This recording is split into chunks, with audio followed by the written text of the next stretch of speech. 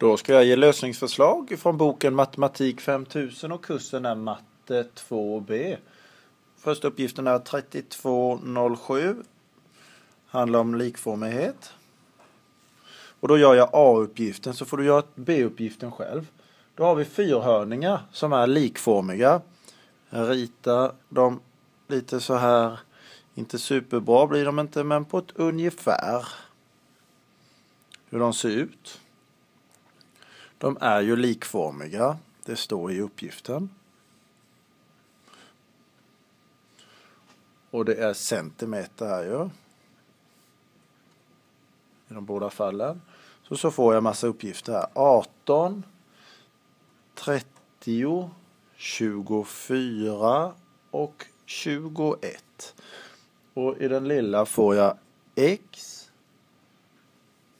Y, Z och 25. Och då ska vi bestämma sidorna X, Y och Z. Och då använder vi oss av likformigheten här. De här sidorna här, det var bra att vi fick den sidan. För då kan man alltid jämföra de här två sidorna. Och vi har ju alla uppgifterna i den stora fyrhörningen. Så då gör vi det. Vi börjar med att ta X då. 18 har vi ju där. Vi har ju Xet här. Så 18 delat på X är lika med 30 delat på 25.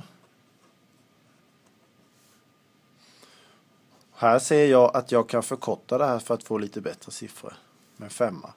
Så då har jag 18 delat på X är lika med 6 delat på 5. Korsvis multiplikation. 18 gånger 5 är lika med 6 gånger X. Här vill jag bara ha ett X så då delar jag med 6 på båda sidorna om likhetstecknet. Och då kan jag se här att 18 delat på 6, det blir bara en 3 kvar där. När jag har förkortat detta. Så 3 gånger 5 är 15, så X är lika med 15. Det går att göra på flera sätt här, men jag gjorde det utan mina räknare nu. Du kan köra korsvis multiplikation här och sen så räkna ut ekvationen. Det var ju Xet. Nu kan vi ta Y då. Och då har vi ju den här sträckan. 21 delat på Y är lika med 30 delat på 25. Och precis som vi gjorde innan, förkorta här. Så att vi bara får 21 delat på Y är lika med 6 femtedelar.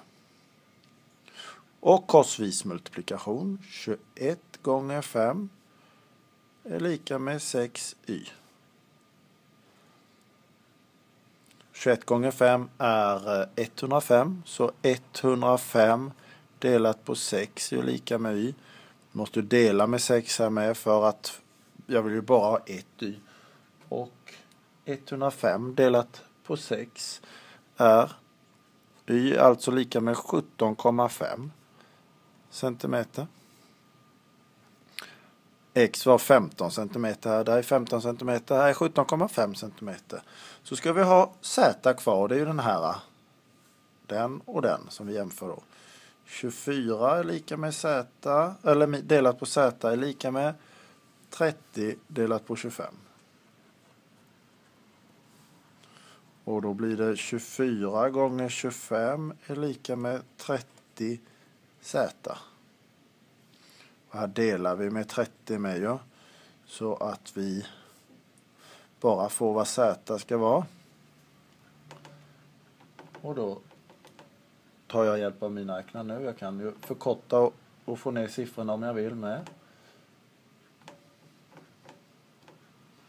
Och då får jag att Z är 20 cm. Så här har jag räknat ut dem. Nästa uppgift. B lämnar jag till dig. Det blir 3209. Och då Patrik är 2,1 meter lång och en bra basketspelare. En gatlykta 10 meter bort ger en 4,2 meter lång skugga av Patrik. Hur hög är lyktan?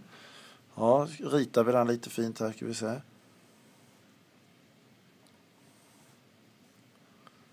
Här har vi lyktan då ju. Och hela hit är det 4,2. Det är meter det här. Och här har vi 10. Och sen den där får vi veta också. Han är ju 2,1. Han är ju ganska lång, Patrik. Det brukar ju basketspelare vara. Hur ska vi räkna ut det? Jo, det är den vi vill veta där. Och då använder vi oss av likformighet här. För vi kan ju jämföra den sträckan med den sträckan. Så då tar vi x delat på 2,1 ska vara lika med hela den här nu. För du ser ju att det är en stor triangel här och sen är det en liten triangel i den stora. Så hela den blir 14,2 delat på den lilla sträckan i den triangeln. 4,2. Och så kör vi korsvis multiplikation. 4,2x är lika med 14,2 gånger 2,1. 4,2x är lika med 14,2 gånger 2,1. 29,82. Och vi behöver ju bara veta vad 1x är. Så då dividerar vi med 4,2 på båda sidorna. Och då får vi veta vad x är. 7,1 meter nu. Så den där stolpen, lyktstolpen, är 7,1 meter hög. Bra. Tack.